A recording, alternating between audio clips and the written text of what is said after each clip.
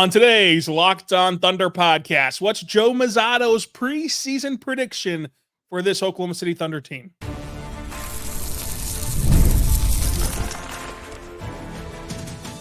You are Locked On Thunder, your daily Oklahoma City Thunder podcast, part of the Locked On Podcast Network, your team every day.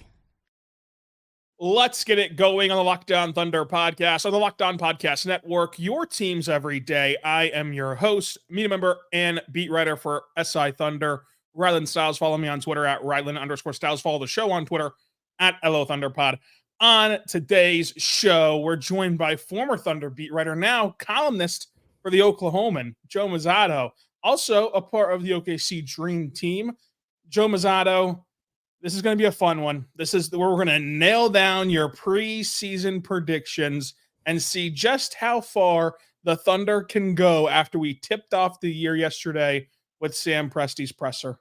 Let's do this, Rylan. I am every time I hear that intro, something inside me, I just get to jolt. I'm fired up. Let's do this. Let's go. You get like the juice.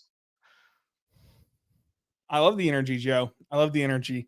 Thanks, Sam Presti did have his presser yesterday, and that's kind of the official start to the season.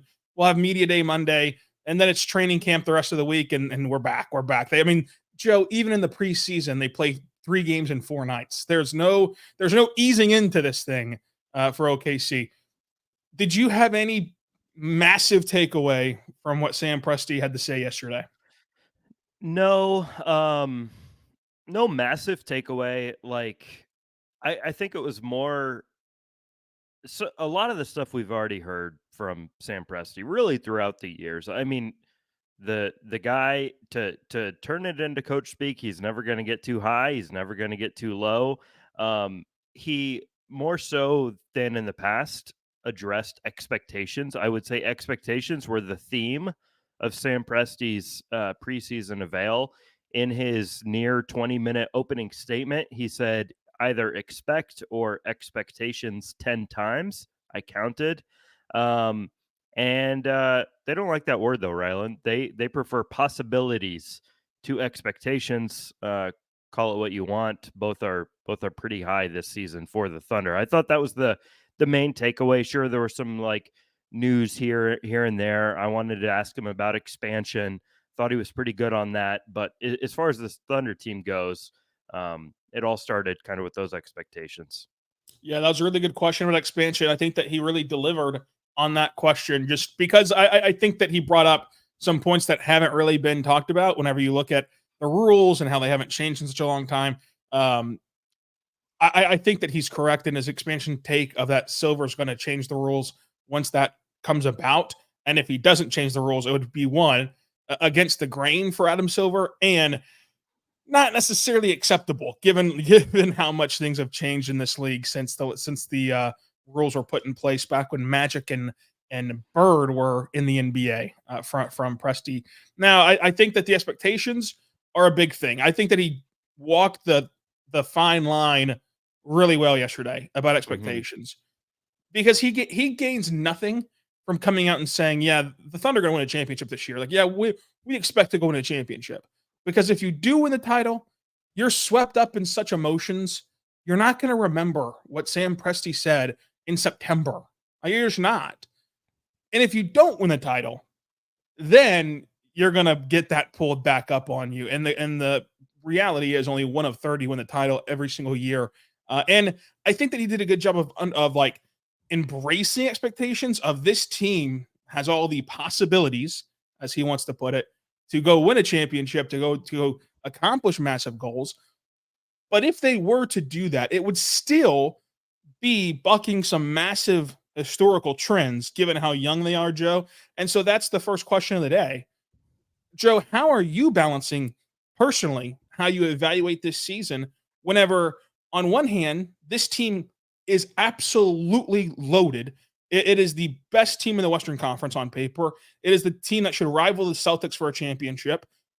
But to get there, you're heavily reliant on guys in their second ever postseason to make a second and third level impact on this team, which we've just rarely ever seen in the NBA. second and third postseason guys get over the hump.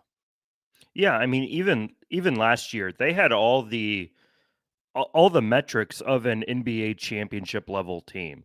And that's when everyone was a year younger. Now they're, a season more into their careers, some a year older.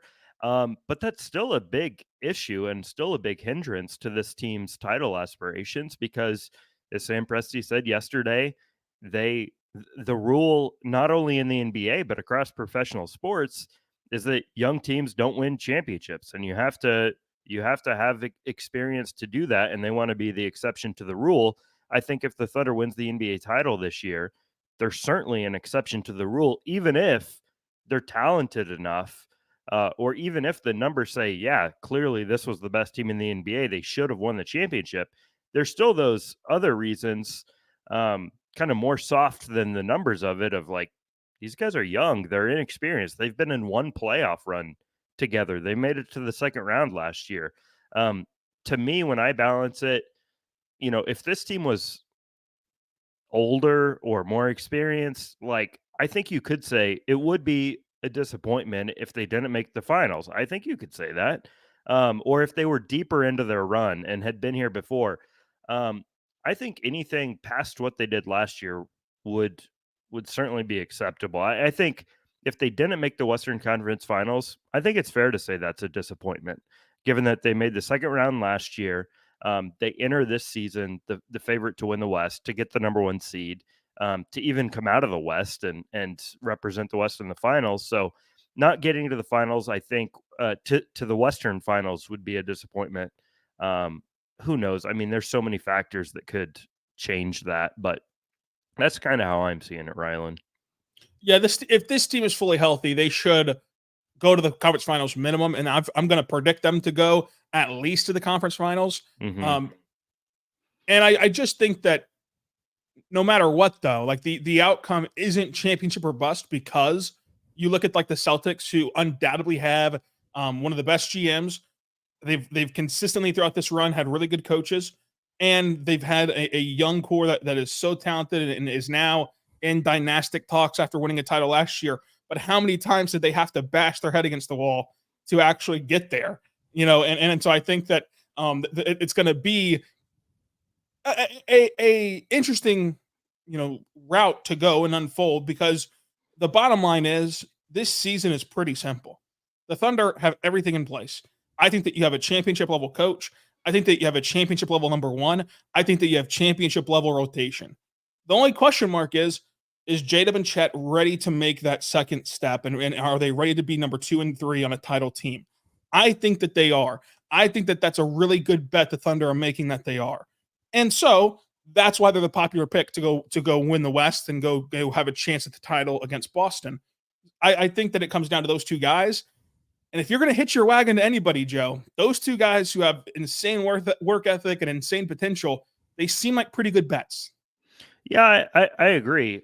In that same vein, though, if they don't take that next step in the postseason, it's not like the doomsday scenario. It's like, oh, yeah, they weren't quite ready yet after all. And that's okay, because the Celtics are a great example. I mean, seems like, they were the ones bashing their head on the wall year after year, not able to break through. There were questions of, can Tatum and Brown do this together? And all these things. And then you look and it's like, Jason Tatum's still pretty young. Jaylen Brown's still pretty young. They just won a championship. They're keeping the core intact. Things are looking pretty rosy in Boston. So if this isn't the year for the Thunder, I don't think it diminishes their long-term hopes after all. But if you're talking about being the exception to the rule, being a young team, I think having guys like Chet and J-Dub who are this good at this stage of their career, like, lends itself to being that exception. I mean, Chet defensively, I thought he was great in the playoffs. J-Dub, I think it was a disappointing playoffs, but he was also a rookie. It was also Shai's first time carrying a playoff team. So, I would expect them to not look overwhelmed by the moment this season. But if they, get into the West Finals, lay an egg, everyone's going to be disappointed. Yeah. But, next year we're all going to be saying Thunder's the favorite to win the West again. The Thunder's the favorite to get to the NBA Finals. Like, it doesn't really change anything. They're already ahead of schedule. I don't want to minimize, though, that, like, yeah, there's still some major expectations for this team.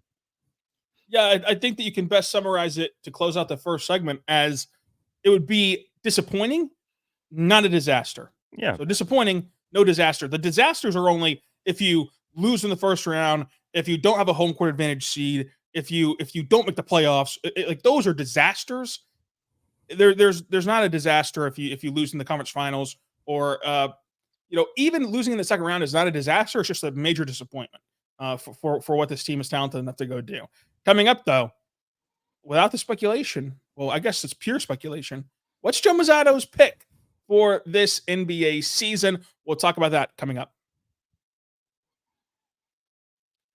But first, I want to say right now about our good friends over at FanDuel. Check out FanDuel today. FanDuel is great because it's America's #1 sports book. And you can go there right now. If you're an NFL fan, you can win big to start the season at FanDuel, America's #1 sports book. You can go there right now and bet on any game you want to from the NFL, college football. Maybe you're only an NBA fan and you only want to bet on basketball. You can already do that with future odds and also opening night odds. The Thunder are 2.5-point underdogs in Denver.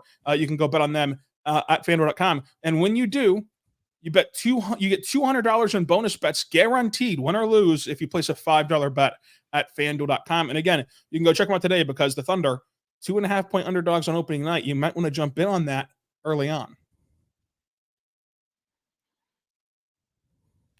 We're back on the Lockdown Thunder podcast on the Lockdown Podcast Network, your team every day. Folks, I'm Rylan Stiles. That's Joe Mussatto. Joe, you wrote a column earlier this summer, and you predicted the Thunder to go over on their win total, which is still at like 57.5. Mm-hmm. How bullish are you on the Thunder in the regular season? What was you guesstimate their win total is going to be? 59 wins, Rylan. 59 wins. Listen, I have some explaining to do. I have this is my mea culpa because I have been I've not been low on the Thunder's potential or their future, but I have underestimated them pretty much in each season, during the rebuild, especially last season. Last season, I picked them to win 42 games, which, was an improvement on winning 40 the year before. And turns out they won 57. So I was a little bit off, Rylan.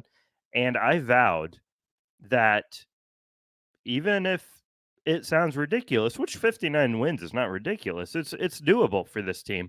But I vowed that I was going to take the over no matter where our friends in Las Vegas put the number at. If it was 75, I'm taking the over because I'm done underestimating this team.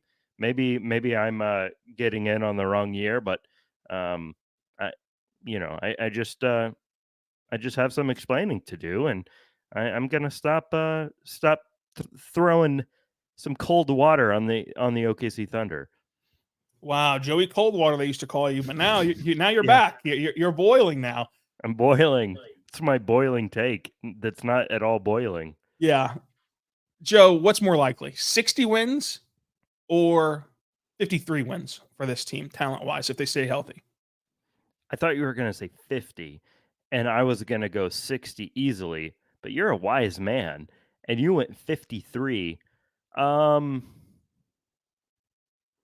mean, heck, I picked 59, Rylan, so I might as well say 60. You might as well say 60. And Like, that would be massive. My brain tells me 53 is more likely, and I think it maybe is, but I've already said 60, so here we go. Joe, 60 wins. There we go. We bumped you up to 1 win total. Do we hear 61? Yeah, an auctioneer. How about 64? How about 73? Anybody 73? No. Joe, is this the year that Shai wins MVP? No. I think looking back, we might see last year as like how did Shai not win MVP? Like, and I'm not saying Jokic was undeserving, but a team that we thought, best case scenario for the 2023-24 Thunder was to get a top 6 seed, and they not only get a top 6 seed, they get the number 1 seed in the West. This is a regular season award. They win 57 games. Shai is absurdly efficient. Um, a two-way player, really good on the defensive end. Um, you know, he had like the narrative behind him in hindsight, even though the narrative at the time was like pretty cut and dry that Jokic was going to win. And a lot of the advanced metrics did back up Jokic. I wrote a long piece about it and like saw that Jokic was probably deserving, but I just like can't imagine a scenario in which the Thunder can't outperform their expectations by as much as they did last year. It's like not mathematically possible. And I mean, I keep thinking Shea can't be as good as he was last year, but I say that every year. So maybe I'm going to be proven wrong. Um, I think his only hope is they're the dominant team in the West by like a 5+ game margin, and his stats look similar to what they did last year. I could see it. I just I just think it's a little unlikely. It almost feels like we're like preordaining Doncic as the MVP going into this year. Yeah, I think that last year we had many rants on this show on OKC Dream Team from me about Shea and about the MVP award because we just saw voters vote in a way that they've never voted before. I mean, we've never just seen voters hand it over to the best player in the world or else LeBron, MJ. Like they'd have way more MVP awards if they just every year said, well, what are you gonna do? LeBron's the best player again. Like every storyline that you typically would vote for, Shea checked all those boxes. So you might look back on last season and say that was the year that Shea got robbed from the MVP, and that was his greatest chance because now everything's kind of expected for Shea. Like he's expected to go win and be the 1 seed. He's expected to go drop 30 a night efficiently, and so with those expectations, lessens the shock value, which lessens kind of the sort of attention, I guess you could say. But I do think that I do think that voters are going to hold it this year against Jokic in a way of we've seen before, Joe. You've been in these circles before, like voting on awards, where like some voters have a hard time with precedent of okay, yes, Jokic's really good, but LeBron's never won X amount of MVPs in X amount of years. Or like these Hall of Fame legends have never done this. And I remember that being a huge conversation about Curry and about going back to back and about all those things with his MVP runs. And I wonder if that holds things back for Jokic a little bit. Doncic, I think, is going to have everything to win it. I think he's going to win enough. I think that he's going to have the stats to win it.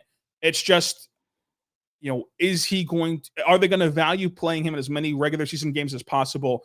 Or would you rather, rest him at times, which can put a small dent into his MVP candidacy, not a baseball sized hail dent, but a small dent into that candidacy. But I do think that right now you look at the Vegas odds and it's Jokic, Doncic, Shea. I think it's gonna be one of those three guys.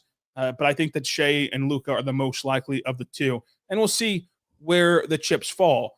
But Joe, we've talked MVP. We've talked about the win total in the regular season. I imagine that given your 59 win mark, you're going to have them as the number one overall seed. Number 1 overall seed, Rylan.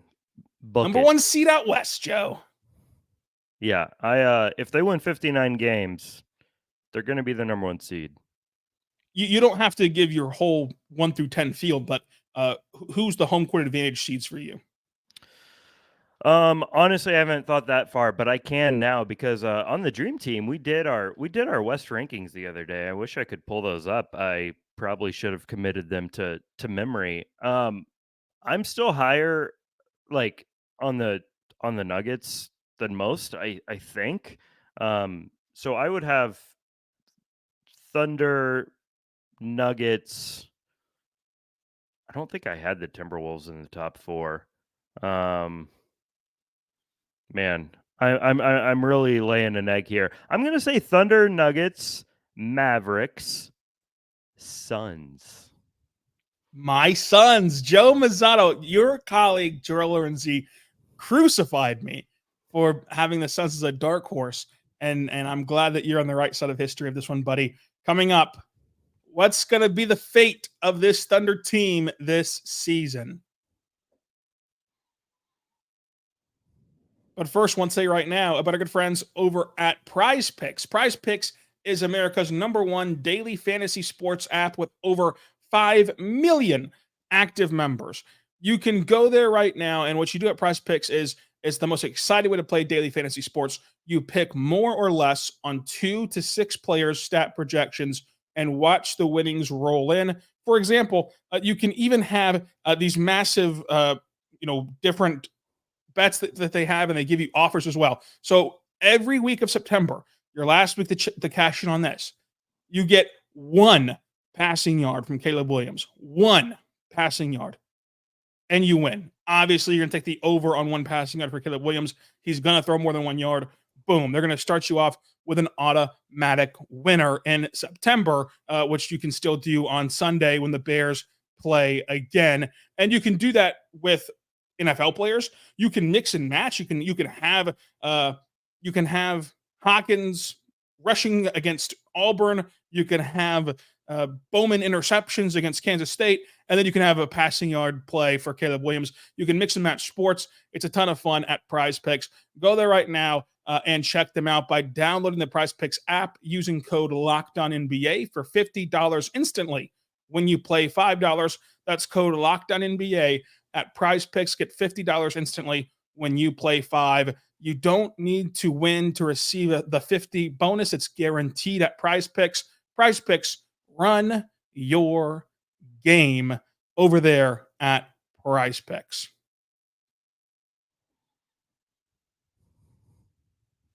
We're back with Joe Mussatto, the Oklahoman beat writer, OKC Dream Team, the Oklahoman columnist, covering everything from college sports to the NBA to the rodeo. Rodeo Joey. Joe, Rodeo Joe. Let's hear it. They used to call me Rodeo Joe and Cold Water Joey. Cold Water Joey.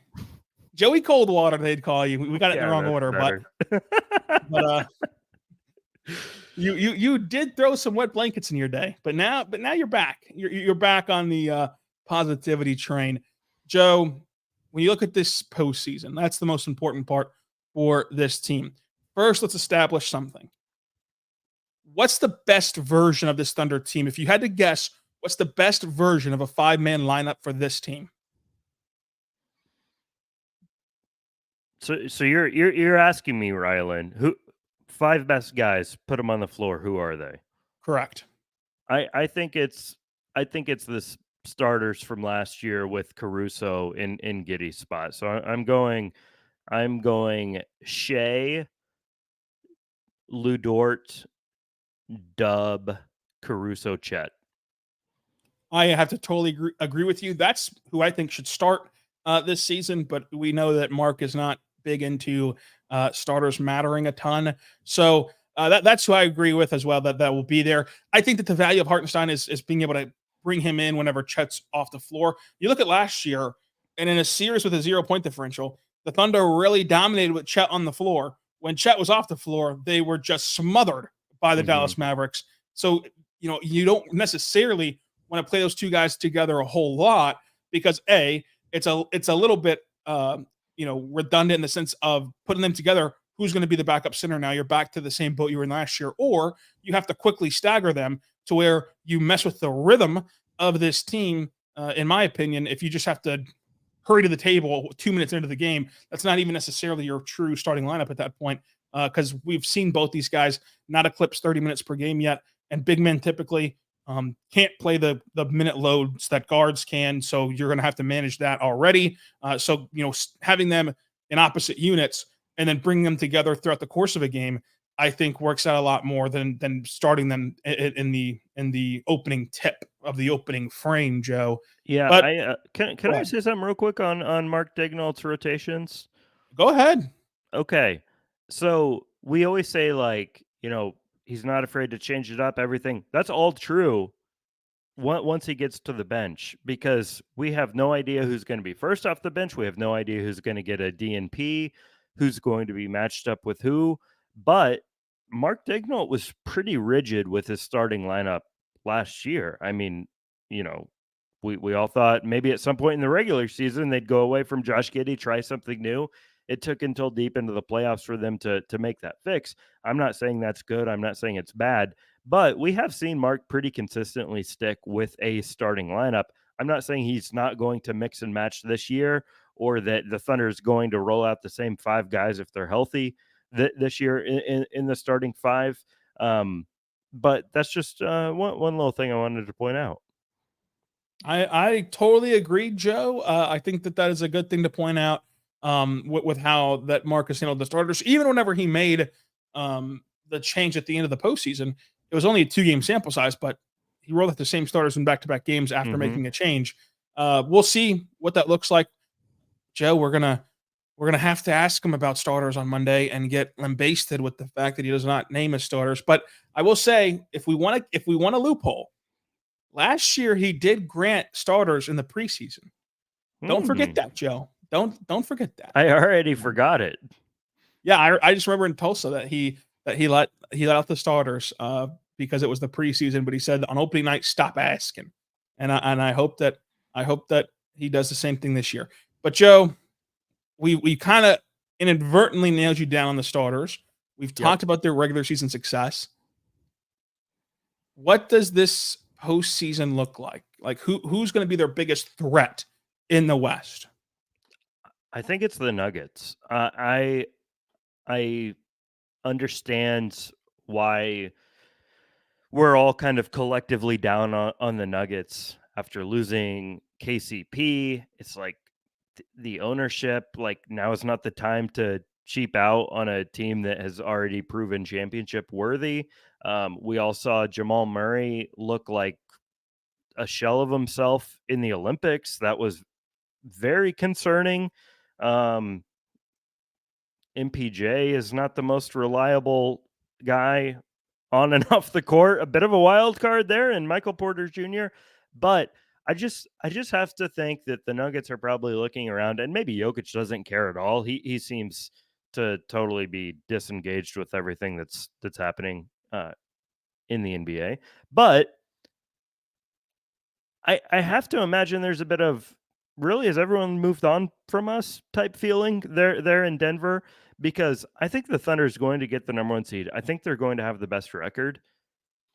I think in the playoffs, if those 2 teams met in the West Finals, unless you make a prediction, I'm not ready to, because I don't know who I would pick in that matchup, because Jokic is such a problem solver and is just not a guy I'd want to face in the playoffs, especially given their experience and given the Thunder's lack thereof.